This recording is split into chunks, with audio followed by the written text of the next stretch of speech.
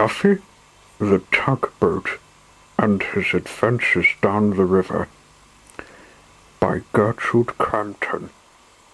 Illustrated by Tiber Gertrude. Read by the New Storyteller. Scuffy was sad. Scuffy was cross. Scuffy sniffed his blue smokestack. "A toy store's no place for a red-painted tugboat," said Scuffy. And he sniffed his blue smokestack again. "I was meant for bigger things."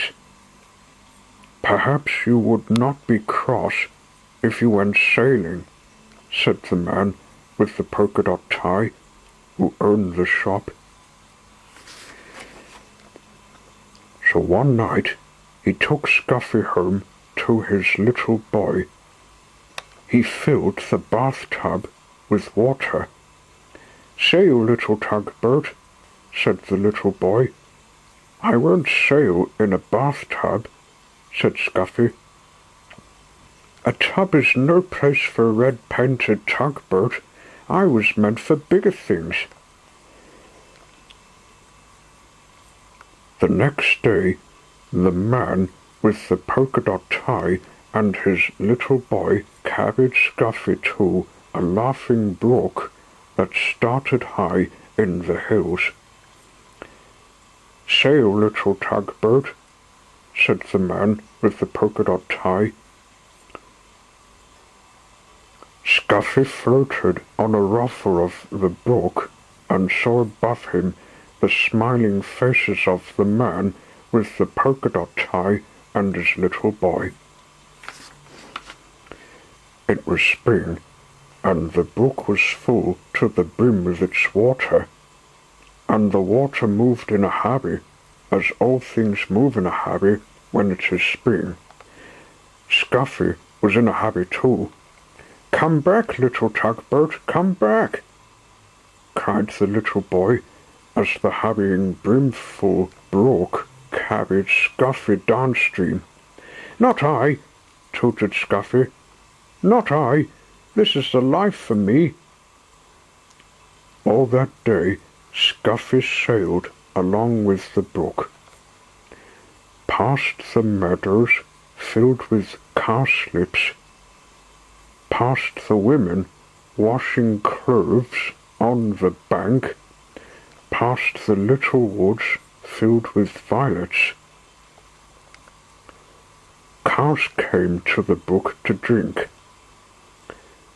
They stood in the cool water, and it was fun to sail around between their legs and bump softly into their noses.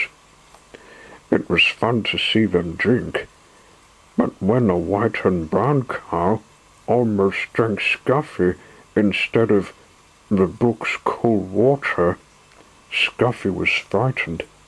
That was not fun. And there was no rest, for it was spring, and the brook moved in a hurry, as all things move in a hurry when it is spring. Night came, and with it the moon. There was nothing to see but the quiet trees. "This is nice," thought Scuffy. "I like night." Suddenly an owl called out. "Hoot, hoot, toot, toot!" cried the frightened tugboat, and he wished he could see the smiling face of the man with the polka-dot tie. When morning came and the sun danced on the brook again, Scuffy was cross instead of frightened. "A brook is no place for a red-painted tugboat," said Scuffy. "I was meant for bigger things." Around a bend and past a small woods the brook ran, and there was another brook. "Oh," said Scuffy. "What happens now?" Which way do I want to go? But there was only one way to go, and that was with the running water where the two brooks met. He was proud when he sailed past villages. People build villages at the edge of my river, said Scuffy, and he straightened his blue smokestack. Once Scuffy's river joined a small one jammed with logs. Here were men in heavy jackets and great boots, walking about on the floating logs, trying to pry them free. "Toot, toot! Let me through!" demanded Scuffy, but the men paid no attention to him. They pushed the logs apart so they would drift with the river toward the sawmill in town. Scuffy bumped along with the jostling logs. "Ouch!" he cried as two logs bumped together. "This is a fine river," said Scuffy, "but it's very busy and very big for me." He was proud when he sailed under the bridges. "My river is so wide and so deep that people must build bridges to cross it." The river moved through big towns now instead of villages, and the bridges over it were very wide enough so that many cars and trucks and streetcars could cross all at once. The river got deeper and deeper. Scuffy did not have to tuck up his bottom. The river moved faster and faster. "I feel like a train instead of a tugboat," said Scuffy as he hurried along. He was proud when he passed the old sawmill with its water wheel. But high in the hills and mountains, the winter snow melted. Water filled the brooks and rushed from there into the small rivers. Faster and faster it flowed to the great river where Scuffy sailed. "There is too much water in this river," said Scuffy as he pitched and tossed on the waves.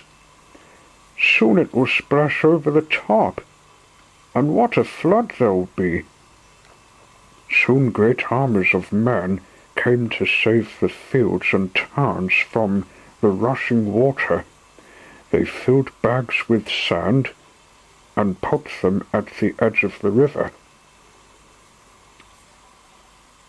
"They're making higher banks for the river," Scuffy shouted, "to hold the water back." The water rose higher and higher. The men built the sandbags higher and higher. Higher went the river, higher went the sandbags. At last, the water rose no more. The flood water rushed on to the sea, and Scuffy raced along with the flood. The people and the fields and the towns were safe once again. On went the river to the sea. At last Scuffy sailed into a big city. Here the river widened, and all about were docks and wharves. Oh, it was a busy place and a noisy place. The cranes groaned as they swung the cargoes into great ships. The porters shouted as they carried suitcases and boxes on board. Horses stamped and truck motors roared. streetcars clanged, and people shouted. Scuffy said, "Toot toot!" but nobody noticed.